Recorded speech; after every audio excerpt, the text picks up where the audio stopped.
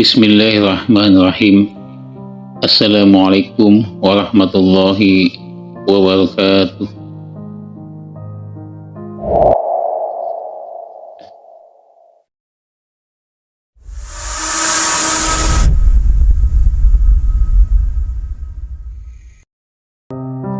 Abu Ubaidah bin Zarrah adalah seorang sahabat Nabi Muhammad dan termasuk dalam 10 orang yang dijamin masuk surga. Ia juga terkenal sebagai pemimpin militer Rasyidin dan salah satu kandidat penerus Nabi Muhammad yang paling kuat, bersama dengan Abu Bakar dan Umar. Abu Ubaidah bin Zarrah adalah seorang yang ahli dalam peperangan dan juga memiliki keahlian dalam beberapa bidang lain. Ia dijuluki sebagai kepercayaan umat. Sejarah masuk Islam Abu Ubaidah bin Zarrah. Abu Ubaidah bin Zarrah adalah keturunan suku Quraisy dari Bani Al-Harith bin Fihr yang lahir pada tahun 583. Sebelum memeluk agama Islam, dia terkenal sebagai bangsawan Quraisy yang memiliki sifat rendah hati dan pemberani. Pada tahun 611 Masehi, Nabi Muhammad SAW mulai menyebarkan ajaran Islam kepada penduduk Mekah.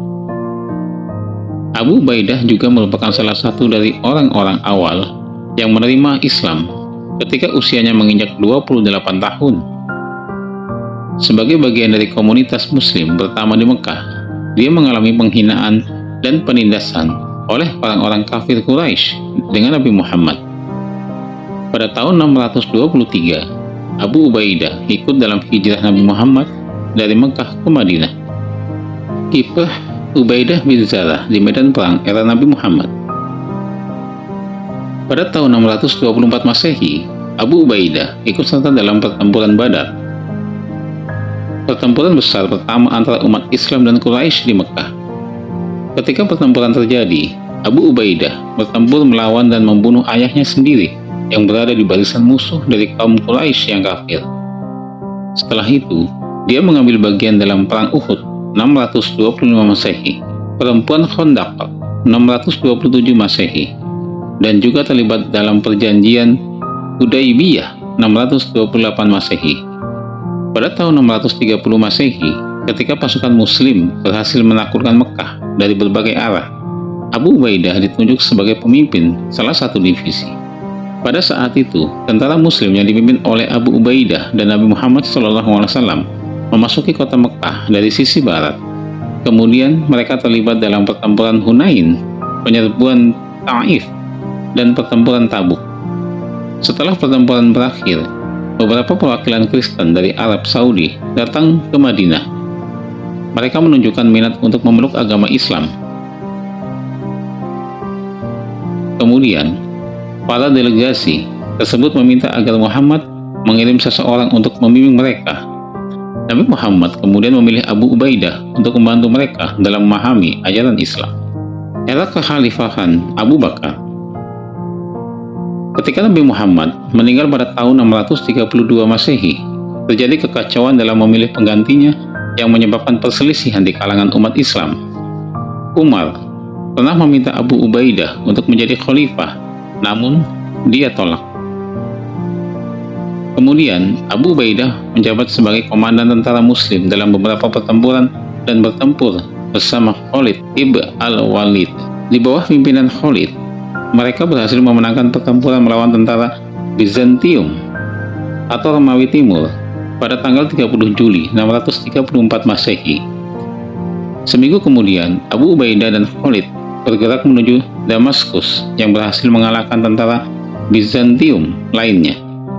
Dalam pertempuran Yakusa pada pertengahan Agustus 634 Masehi. Setelah tiba di Damaskus, pasukan Muslim segera mengepung kota tersebut, di mana Khalid memerintahkan Abu Ubaidah untuk mengepung gerbang Jabiyah, Damaskus. Karena mengalami kekalahan yang signifikan, pasukan Bizantium diberi kesempatan untuk melakukan gencatan senjata selama 3 hari dan diizinkan untuk pergi sejauh mungkin bersama keluarga dan harta mereka. Era kekhalifahan Umar. Pada tanggal 22 Agustus 634 Masehi, Khalifah Abu Bakar meninggal dan digantikan oleh Umar. Dalam waktu singkat, Abu Ubaidah dipilih sebagai panglima perang. Dengan posisi barunya tersebut, keterlibatan Abu Ubaidah dalam pertempuran semakin meningkat.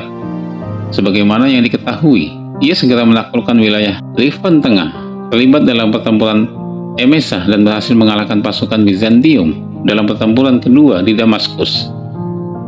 Di samping itu, Abu Ubaidah dan Khalid berjuang bersama dalam berbagai pertempuran, seperti Perang Yarmuk, penaklukan Yerusalem, melindungi Emesa, dan menaklukkan Al-Jazirah.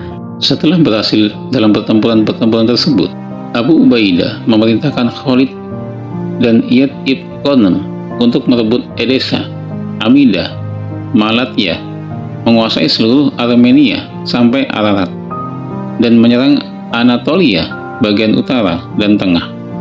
Setelah itu, Umar menghentikan serangan untuk sementara waktu dan meminta Abu Ubaidah yang telah dilantik sebagai gubernur Suriah untuk memperkuat kekuasaannya di Suriah. Akhir hidup Abu Ubaidah. Setelah Abu Ubaidah pindah ke Zabiyah di Suriah, ia terkena serangan penyakit menular. Ia pun meninggal pada tahun 639 Masehi. Penyebab kematian Abu Ubaidah bin Zarah adalah karena penyakit menular. Sebelum wafat, ia memberikan pesan kepada pasukannya agar tetap melaksanakan ibadah seperti sholat, berpuasa Ramadan, bersedekah, menjalankan ibadah haji dan umroh, serta untuk terus bersatu dan saling mendukung. Abu Ubaidah bin Zarah juga menunjuk Mu'ad bin Jabal sebagai penggantinya. Jenazahnya kemudian dimakamkan di Deir Allah, Yordania. Warisan Ubaidah bin Zarah. Warisan Abu Ubaidah bin Zarah. Pada saat Walid bin Abdul Malik berkuasa, didirikan sebuah masjid di Damaskus yang dirancang oleh arsitek terkenal bernama Abu Ubaidah bin Zarah. Bangunan tersebut dikenal dengan sebutan Masjid Agung Umayyah atau Masjid Umawi. Dikatakan